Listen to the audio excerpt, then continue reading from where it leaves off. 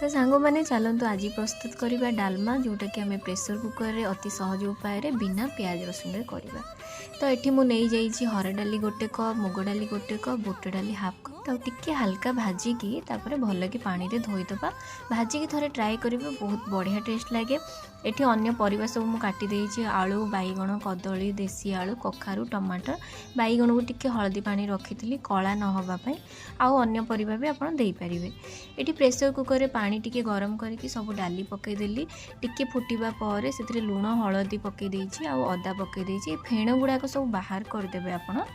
तापर सब परिबा गुडाक जो कटा होगी रखाई से सब को पकईकि हाई फ्लेम रे गोटे सीटी होगापी आम दबा। प्रेसर को पूरा रखीदबा ठंडा हवा जाए। से भितर आम डालमा मसला प्रस्तुत करवा। एठी मो 2 चम्मच जीरा, हाफ चम्मच पान मधुरी, हाफ चम्मच गोलमरीच, हाफ चम्मच लवंग, गोटे डालचीनी, गोटे तेजपत्र देकी हल्का भाजी, सुखिला लंका 2टा भी दे देइछि। तापरे सेथिरे इलायची 3टा देकी भाजिकी ताको मु भल कि गोटे गुंड कर देइछि। एही सब होई सारला परे आमे प्रेसर कुकर ठंडा हेलानी खोली दबा। आवश्यक अनुसार गरम पानी दबा जेतिकी आपनको बहलिया दरकार।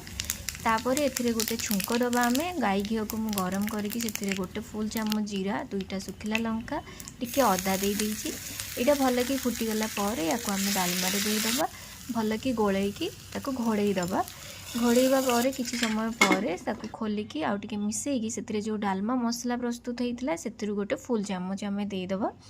आपण डालमा अनुसार देबे। आ नड़िया जदि अच्छी नड़िया कोरा देबे, ये बहुत बढ़िया टेस्ट लगे।